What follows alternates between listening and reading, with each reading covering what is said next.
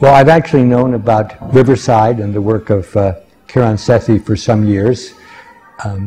And I feel very, very fortunate that my wife and my son and I could spend 2 days in Ahmedabad and spend a day in school meeting the children, attending classes, having a chance to interact with staff, teachers, as well as other people who work at the school, and also having an evening presentation to the wider community.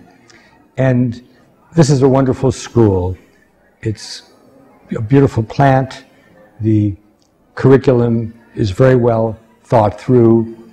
The 3 stages through which the children pass through are very carefully thought through, and I'm sure that young people who have the chance to come here are going to benefit from a terrific education. There are 2 things that really struck me about the school, and I visit many schools all around the world. First of all, the children's understanding of the school, and not just liking what happens there, or probably sometimes not liking it, but being able to participate, to have their own views, to be able to explain why things are done, to be able to participate in the building of the Stage 3 campus, creating their own projects, creating their own audio tours. So the involvement of the children, as well as their understanding, they're feeling part of the decision making, as well as obviously sometimes doing things because you have to submit, you can't always resist. The other thing which I think really makes this school exceptional is the giving, the generosity of the school and of the children in it, in addition to being the place where Design for Change originated, and it's now an important worldwide movement.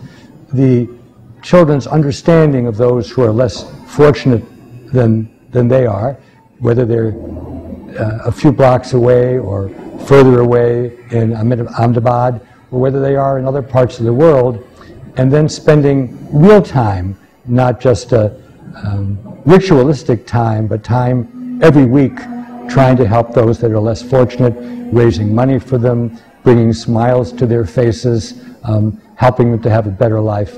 I think that's, to me, the outstanding external attribute of the school, and I know the school and its programs are already having influence elsewhere, and I hope that that influence continues and grows, because the world has a lot to learn from what's happening here at Riverside School. Well, I had a chance to have an unbuttoned conversation with Kiran yesterday, and I asked her what schools she had visited which were like Riverside, and she mentioned people and places that had influenced on her, because nobody creates something completely out of nothing.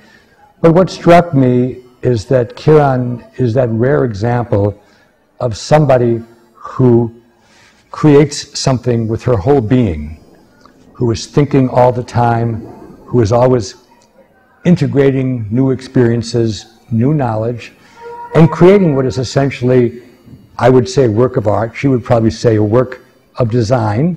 And you cannot do that unless you are a very charismatic and a very authoritative person. But yet when you see the children here, they're not at all intimidated. They're not at all simply doing what the Pied Piper calls, but rather they're in her own image, and I think probably in the image of Geet, though I don't know him so well, and having had the chance to see and talk to Jazz, and then last evening having a chance to see her take the lead in a dance about multiple intelligences, which was very sensitively choreographed. I can see the gifts already being bestowed on the next generation.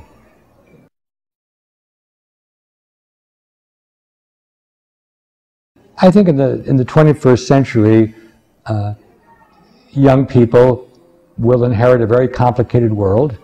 They need to try to understand it as best they can. They need to be prepared for change. They have to be flexible.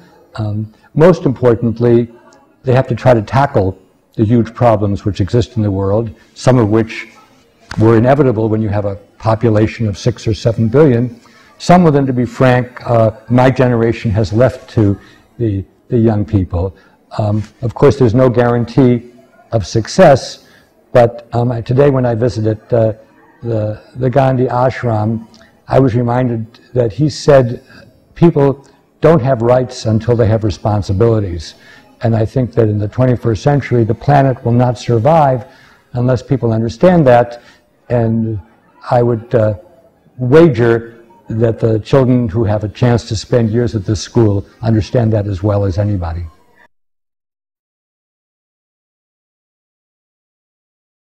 Well, I was actually asked by Kiran if I could be the czar of education for a day, what would be the one message I'd want to give? Of course, that's a kind of a powerful position which nobody should have, but the message is one that I always conclude my talks with, and that's character is more important than intellect.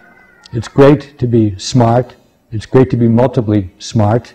There are many problems in the world that need smart people, but unless those people are of good character, unless they want to do the right thing, not just the thing which will bring in the most power or the most money, the world is going to be in very bad shape.